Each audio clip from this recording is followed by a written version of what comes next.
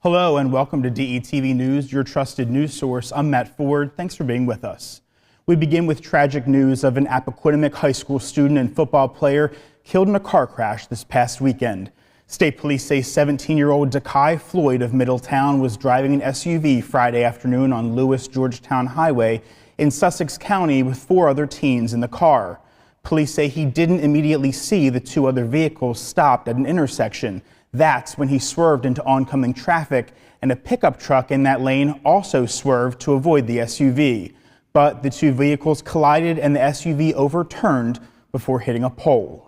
Floyd was taken to BB Hospital where he later died of his injuries. 3 of the passengers in the car were flown to Christiana Hospital, 2 of them treated for critical injuries.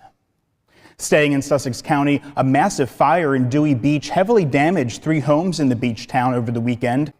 Officials say the fire broke out early Saturday morning, shortly before 3 a.m. on Bayard Avenue. According to the Rehoboth Beach Fire Company, at least 2 houses are fully destroyed and others damaged. Dewey Beach Police assisted the fire company in helping everyone in the homes get out safely. Deputy State Fire Marshals spent the weekend on the scene searching for the fire's origin and cause. Fire damage is expected to exceed over $1 million. To Legislative Hall now and the recent passage of Senate Bill 1, also known as the Healthy Delaware Families Act, which creates a statewide paid and family medical leave insurance program. The House passed the bill with a vote of 29 to 11. It now heads to the governor's desk for his signature. The bill would provide up to 12 weeks of statewide paid family and medical leave. It creates a medical trust fund here in Delaware through payroll contributions and split evenly between a worker and their employer. There will be parents who will be able to spend that life-affirming time with a new child. There will be family members who will be able to be there by a loved one's side through the terror of a serious diagnosis. There will be patients who will be able to get life-saving treatment. Because of our yes votes today, because of this moment. Now, part of the bill does state that businesses with fewer than 25 workers will not be required to participate in the medical and family caregiving component of the program, and businesses with fewer than 10 workers are not required to participate in the parental leave, but they can opt in. If Governor Carney signs the bill, the law would go into effect in 2025. And a group of lawmakers are pursuing legislation to reduce the cost of buying and selling a home right here in Delaware. House Bill 358 would cut the realty transfer tax in Delaware by 25%. It was raised to 4% in 2017 to bridge a major budget shortfall that the state was facing at the time. Sponsors of the bill argue that the realty transfer tax impacts millennials and seniors in particular, and this bill would facilitate homeownership among young people while giving senior citizens a less costly opportunity to transition into their golden years. Democratic State Representative William Bush is the prime sponsor of the legislation, which has bipartisan support with 13 Democrats and 15 Republicans either sponsoring or co-sponsoring the bill. The bill is now waiting a House Administration Committee hearing. If passed, it would take effect on July 1st. Delaware taxpayers will be seeing a $300 rebate by the end of May. The Senate unanimously passed the Delaware Relief Rebate Program, and the bill was signed into law by the governor before Easter break. Checks will be issued to Delawareans who filed their 2020 personal income tax returns. Direct payments of $300 will be sent to individuals. Married couples will receive $600. The rebates are meant to help residents offset higher costs due to inflation, which is causing higher prices from the gas pump to the grocery store and beyond. The plan would spend down about $236 million of the state surplus, and it would reach about 750,000 Delawareans. For more information on this, you can head to de.gov/rebate. Well, many kids around the state are on spring break this week, but before they head back to the classroom, state health officials are urging students to get tested for COVID-19. Officials explain since many people are once again gathering for family holidays and traveling, it's more likely you could be exposed to a COVID-positive person who may not be showing symptoms. Both the Delaware Division of Public Health and the Delaware Department of Education are asking parents to have their students tested the day before they are set to return back to school. As a reminder, you can order free at-home test kits from the federal government at covidtest.gov. You can also purchase tests from your local pharmacy and find a testing site near you at de.gov/gettested. In other news, President Biden recently announced 5 federal judicial nominees, and one comes from right here in the first state. Gregory Williams, a partner at the William office of Fox Rothschild LLP and a former president of the State Bar Association, has been tapped by the president to fill a vacancy on the U.S. District Court for the District of Delaware. Williams' appointment would be an important move for the first state, marking only the second black judge to sit on that federal court and the only current judge of color. The first black federal judge in Delaware was Judge Gregory Sleet, who served from 1998 to 2018.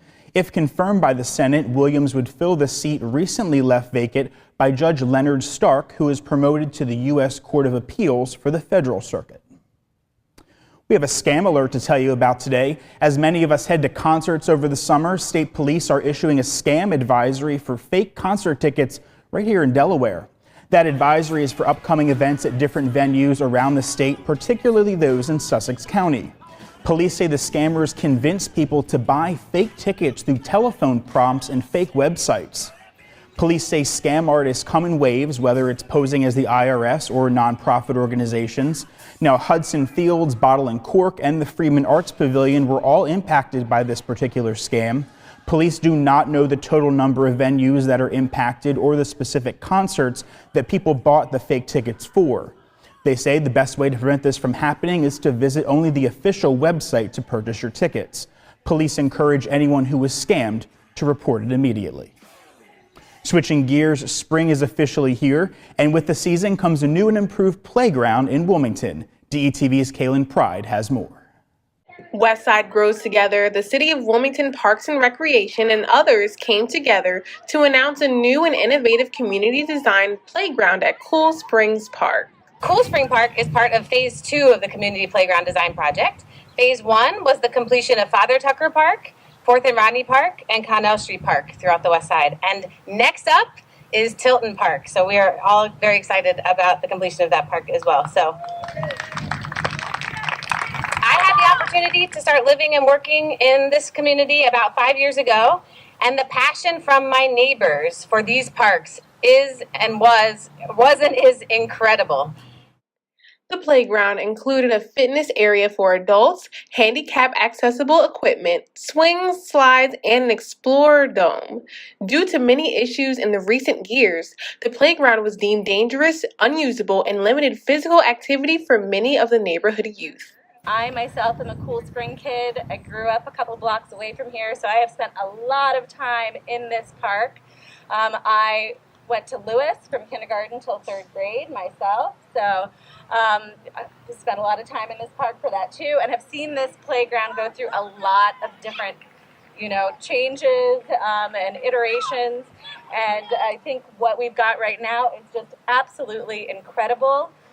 The Cool Springs Playground serves hundreds of students from the William C. Lewis Dual Language Elementary School and families in the surrounding neighborhoods. It's a special place. This is a very special community, but what makes this community special is how much people care for it and work to preserve it. Since there wasn't any ribbon for the opening of the playground, the students, along with Mayor Przicki and Director of Parks and Recreation Ian Smith, got creative for the ceremonial event. 2, 3. And you guys can use the playground. This project was only made possible because of the collaboration between many residents, local officials, and community organizations. At the new Cool Springs Parks in Wilmington, Delaware, I'm Kaylin Pride. And before we go, we want to share a very special birthday surprise, 99 years in the making. World War II veteran Warner Schupelitz turned 99 years young this weekend, and the community put together a drive-by parade to show him some love. The group, made up of community members, members of the Dover Police Department, and St. Francis EMS, met up early Saturday afternoon and headed over to his home in Dover to wish him a very happy birthday. We here at DETV want to thank you for your service and wish you a very happy and healthy year ahead.